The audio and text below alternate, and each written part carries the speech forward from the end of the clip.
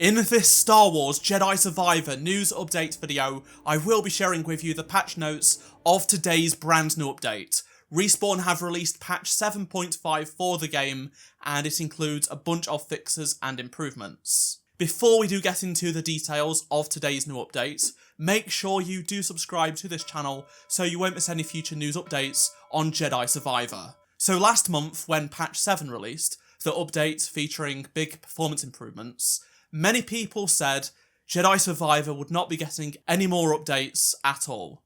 I said that probably won't be the case, and I made subsequent videos talking about how Respawn are developing new updates. Thankfully, many people did see what I had to say and believed me over those people that had no evidence whatsoever, and as expected, Respawn have delivered yet another update for Jedi Survivor.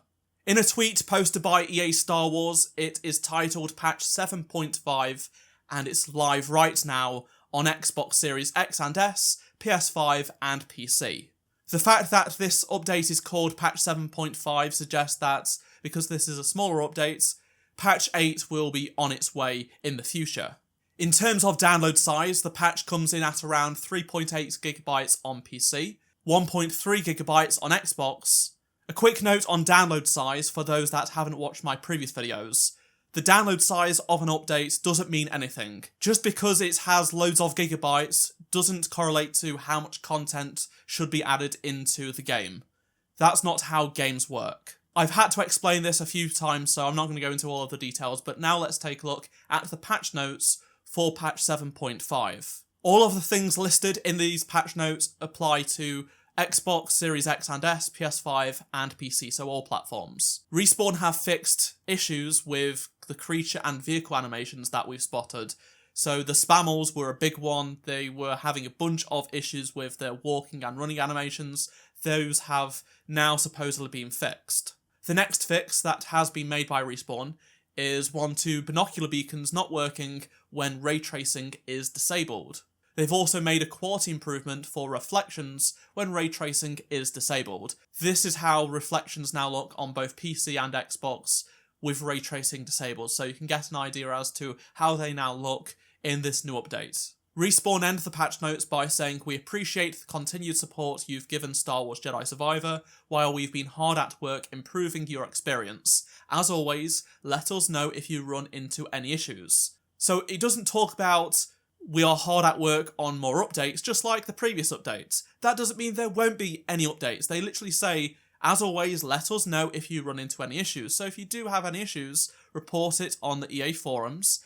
And they've probably already got a new patch in the works called Patch 8. So I don't understand the mass hysteria that came out with Patch 7. If you're like me and look at the Steam database, you can tell that there is builds being made by Respawn. The builds in the past few weeks, made by Respawn on the back end, have been for patch 7.5, and that's now out. So I'll be keeping an eye out for when patch 8 is getting some work done by Respawn. This is a small update, and it doesn't include any actual performance improvements in terms of frame rate, but that's been the case with patch 6.5. It wasn't there to improve frame rates, but patch 7 did deliver on that. Of course, the game is not in a state that it should be, especially on PC. There still needs work to be done, it's simply not good enough. However, we are still getting updates, and I will make a video as soon as patch 8 does release, based on their current cadence, maybe in about a month or something like that. We have also approached almost 6 months since the game released, which means some sort of content update would be appreciated. That's what's happened with Jedi Fallen Order. We basically got, after 6 months, the combat arena, the meditation stuff, New Game Plus, things like that. The Inquisitor outfit, red lightsaber, things like that. Well, we already have New Game Plus in this game, so that's not going to be added. I know a lot of people, including myself, would love that combat grid to come back and allow us to replay boss battles. I sincerely hope that does arrive in patch 8, or as a different update, because it would be really, really cool, as well as some new outfits, something like that. They did cut helmets. I made an entire video on the various helmets they cut from the game. You can check it out by clicking the card in the top right hand corner of this video. Comment down below your thoughts on this patch. Has it improved things for you? Will you be checking it out?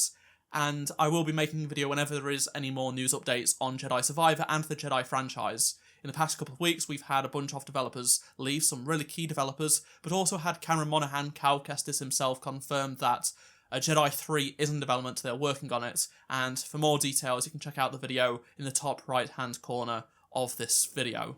If you learned something new, please do drop a like to help support the channel, subscribe so you don't miss any future Jedi Survivor videos. If you did miss any of my previous videos, click on the playlist on screen right now, and I shall see you in my next video. Goodbye.